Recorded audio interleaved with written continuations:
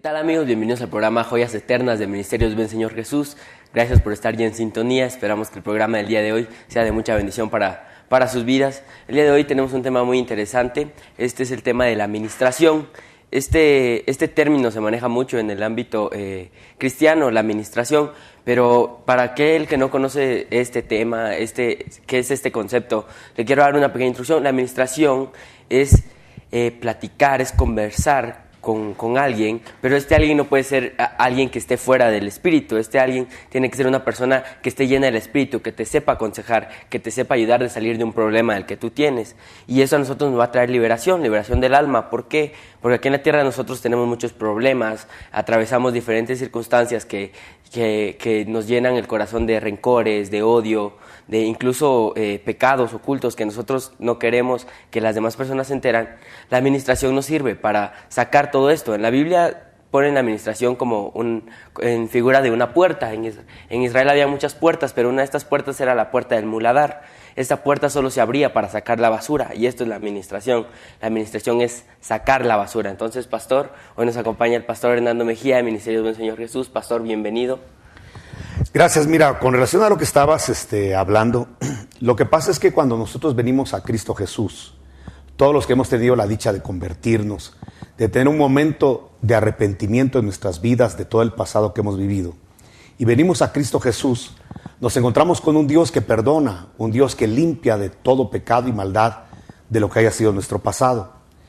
Pero una cosa es que nos limpien del pecado, y otra cosa es de que la acumulación que tenemos de rencores, de resentimientos, de amarguras, lo que tú hablabas, incluso ya pecados que no se pueden ni siquiera dejar de practicar porque vienen a ser como una atadura, un lazo, esquizofrenia, a veces depresiones y muchas conductas que no son normales, no son normales al diseño del cual Dios creó al hombre y formó al hombre.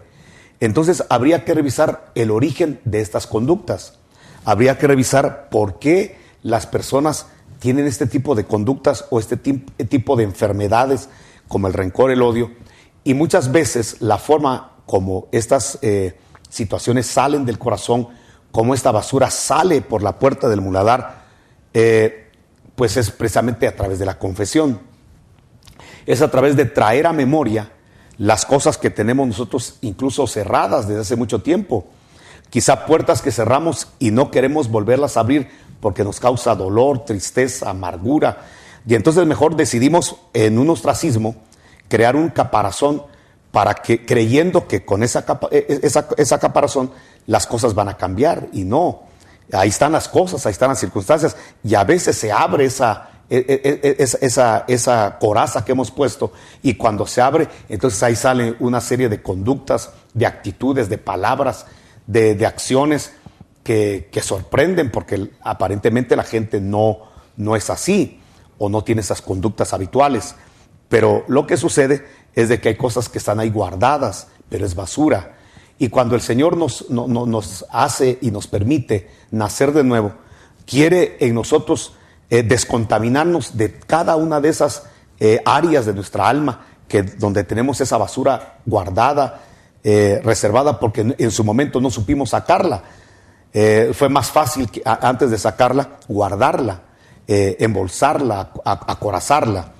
Pero cuando venimos a Cristo, venimos para ser nuevas criaturas y que las cosas viejas vayan pasando en un proceso. Y en ese proceso de que las cosas van pasando, entonces definitivamente tenemos que ir entregándole al Espíritu Santo cada una de las áreas de nuestro corazón. Tenemos una figura muy clara en Lázaro, quizá aclare un poco más Lázaro. Nadie podía darle vida a Lázaro, Lázaro estaba totalmente muerto.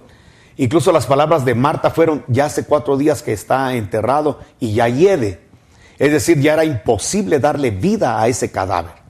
El único que podía darle vida y que podía traerlo de vuelta de esa situación imposible para los hombres era nada más que la palabra de Jesús, la autoridad de Jesús, es decir, Jesús. Y entonces, gracias a Dios y gracias a Marta y María, que llamaron a Jesús, es que Jesús, con la palabra de poder que tiene, con la autoridad que tiene, le da vida a Lázaro, y Lázaro viene a la vida. Entonces Lázaro ya es una nueva criatura, ha vuelto a la vida.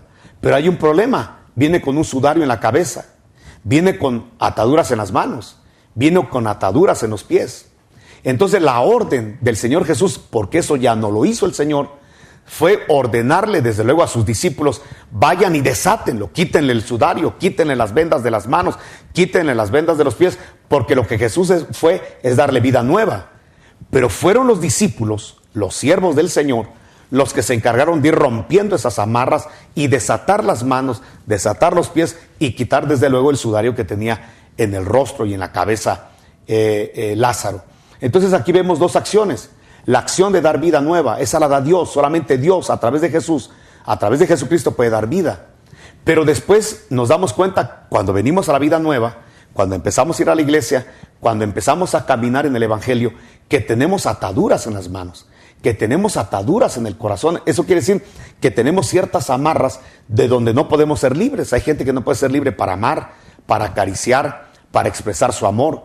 Hay gente que no es libre, ve a una persona y cuando la ve, porque tiene cierto resentimiento, recuerda cosas, le remueve cosas en el interior, donde realmente podemos encontrar y donde podemos ver que hay personas que están amarradas, que están en cárceles, que están en prisiones, que están con ataduras y ya tienen la vida nueva y ya son de Cristo. Pero de repente son bipolares, de repente están deprimidos, de repente tienen pensamientos de suicidio o de muerte. Entonces de todo eso es lo que ahora ya a través de los ministerios, y es una de las razones por las cuales el Señor dejó apóstoles, profetas, evangelistas, pastores sobre todo, y maestros, para poder desatar a los Lázaros que ya tienen vida nueva, pero que están amarrados, que están atados. Incluso podemos traer ataduras de nuestros antepasados, de nuestros padres, heredados por la genética, y de todo eso la buena noticia es que podemos ser liberados. Los genetistas dicen que eso pues solamente con una sustitución de genes se podría cambiar. Nosotros sabemos que a través del nombre y el poder de nuestro Señor Jesucristo, el poder de su sangre, el poder de su genética que derramó por nosotros, podemos ser liberados. El apóstol Pedro dice en la Biblia de las Américas, en esa traducción, que nosotros estamos siendo liberados de la vana manera de vivir que heredamos de nuestros padres. Y entonces todo lo que heredamos de nuestros padres, que vienen los genes, conductas, inclinaciones al pecado, pueden ser cambiados, podemos ser liberados a través de la sangre de Cristo.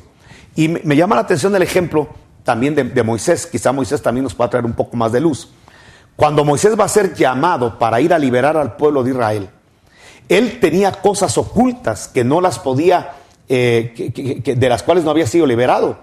Quizá Moisés fue criado diferente a los demás hebreos, porque él creció en un palacio con los cuidados de príncipe, porque él fue adoptado como hijo de la hija de Faraón. Pero resulta ser que Moisés tiene un problema. Moisés tiene conductas fuertes como la violencia, el creerse menos. Recuérdense que cuando el Señor lo llamó en la zarza, él creía que su hermano Aarón era mejor que él. Y ese es un problema del corazón, cuando una persona cree que todos son mejores que él y que él no sirve para nada. De alguna manera Moisés tenía ese concepto de sí mismo, que cuando Dios lo llama y dice: tú vas a liberar a mi pueblo, yo te llamo, él se menosprecia y dice: yo no puedo, no sé ni hablar. ¿De dónde venían todos esos traumas que Moisés tenía? Desde luego del pasado, porque una persona hoy es el resultado de su pasado. Lo que usted mire malo, lastimado de una persona hoy, desde luego tiene un origen en el pasado. Y en Moisés podemos detectar rápidamente dónde estaba el problema de su pasado. En primer lugar, cuando él es concebido por su madre, están viviendo un problema social terrible los israelitas, porque hay un decreto de muerte sobre todos los hijos varones. Entonces, cuando la mamá estaba embarazada, la mamá quería por todos los medios que su hijo fuera mujer, porque si era varón lo iban a matar. Había una sentencia de Faraón: todo hijo varón que nazca de mujer hebrea, mátenlo. Entonces, durante los 9 meses de embarazo, la mamá vivió en temores.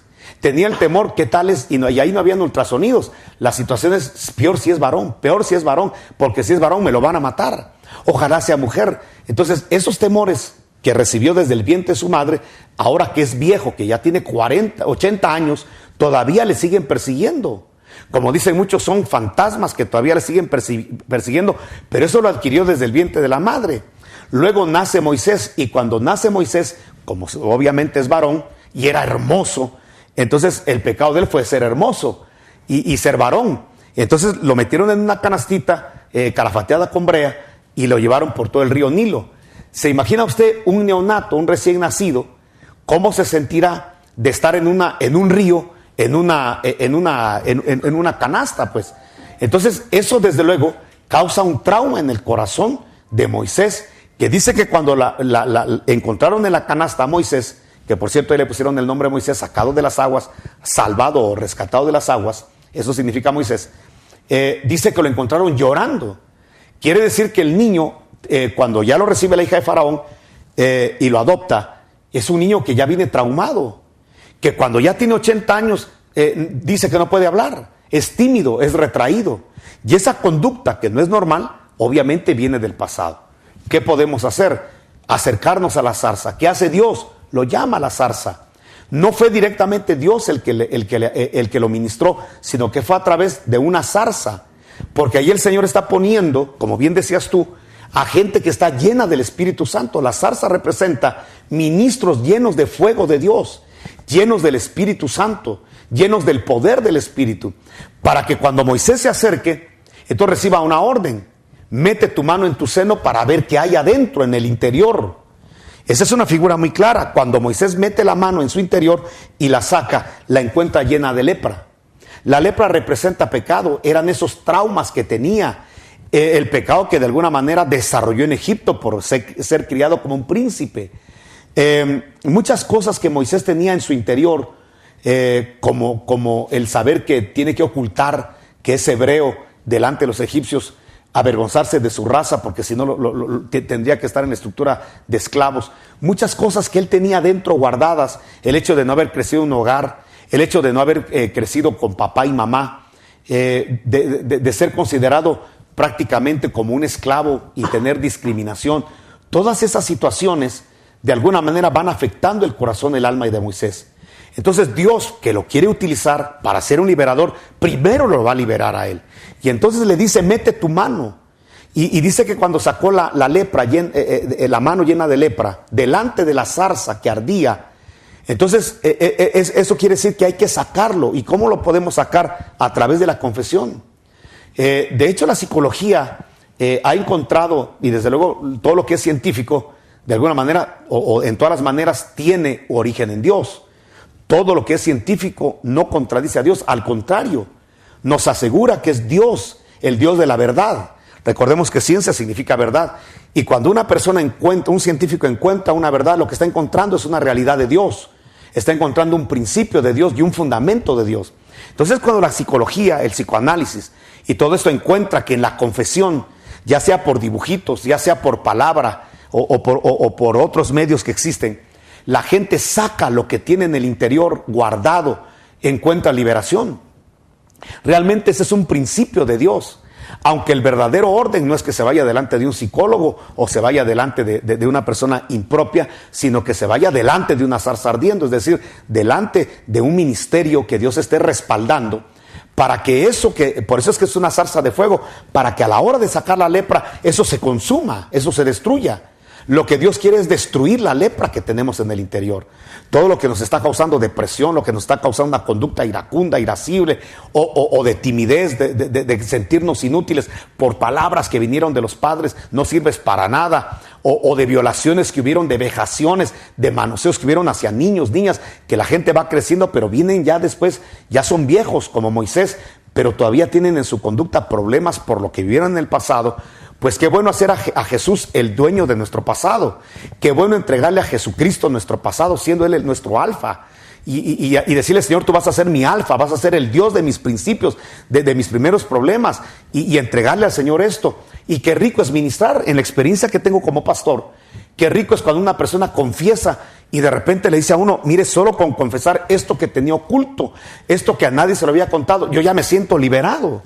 Y qué rico que después venga la oración, la imposición de manos, y que el Señor establezca en esa persona una sanidad total. Porque cuando la Biblia dice: pondrán las manos sobre los enfermos y ellos sanarán, no solo se está refiriendo a las sanidades físicas, sino a las sanidades del alma y del corazón. Y de hecho está comprobado que la mayoría de enfermedades físicas, su origen están en el corazón y en el alma.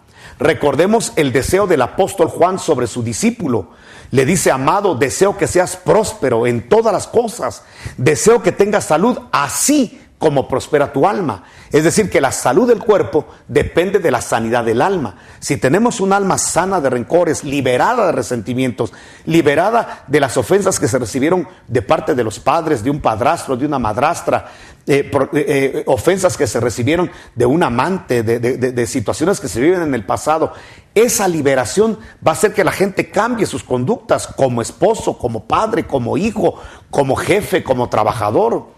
¿Por qué muchos jefes son prepotentes? ¿Por qué muchos jefes son altivos, soberbios, inmisericordios muchas veces? Es porque detrás de esa fachada mala que tienen hay un corazón que fue herido, lastimado en el pasado, y como que ahora que tiene conductas de venganza. Pero todo esto puede ser sanado. Tenemos a nuestro alcance al Salvador, que se llama Jesucristo, al sanador, que se llama Jesucristo. Y por eso el apóstol Santiago ordenó, esta es una ordenanza para los creyentes: confesaos vuestros pecados los unos a los otros. Lo que pasa es que el sistema romano manoseó esto, y cuando Roma manosea la confesión de pecados, de ofensas, se cree que es el pastor el que tiene la facultad de perdonar los pecados a otra persona, y obviamente eso es antibíblico, esa es una gran herejía. El único que perdona pecados se llama Jesucristo, a través del medio que nos dio, que es su sangre preciosa. Es a través de la sangre de Jesús, del sacrificio en la cruz, como nosotros adquirimos el perdón de pecados.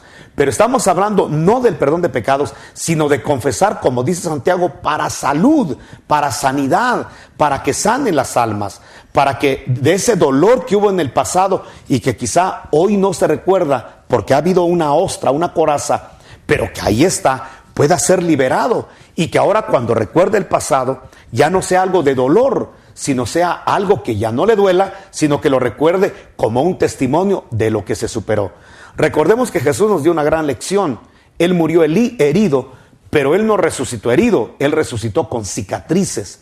Eso quiere decir que nosotros podemos ser golpeados, lastimados, pero cuando permitimos que el proceso de Dios caiga sobre nuestras vidas, que la limpieza de nuestro corazón entre a través de la ministración, de la confesión, a través de la renuncia, renunciar al dolor, del perdón, de confesar que perdonamos a la gente que nos hizo daño, a través de este proceso de la imposición de manos, a través de esto, los corazones pueden ser totalmente sanados y ser recuperados y bendecidos.